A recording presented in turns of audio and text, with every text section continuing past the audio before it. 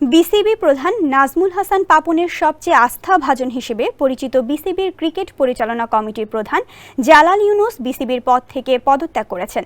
তিনি জাতীয় ক্রীড়া পরিষদ এনএসসি কর্তৃক পরিচালক হিসেবে নিয়োগ পেয়েছিলেন। এবার এনএসসির নির্দেশেই সেই পদ থেকে এবার সরে দাঁড়ালেন তিনি। নিজের পদত্যাগপত্র জমা দিয়েছেন এনএসসির কাছে।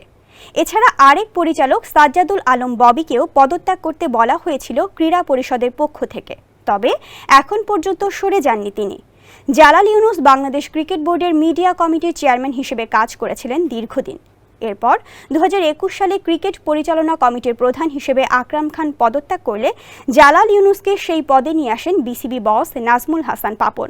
ওয়ালটন ফ্যানের অ্যারোডাইনামিক ব্লেড ঘরের কোনায় কোনায় ঠান্ডা বাতাস ছড়িয়ে হাওয়া বদলে নেয়। এরপর থেকেই গত 4 বছর ধরে বিসিবির এই পদে ছিলেন জালাল।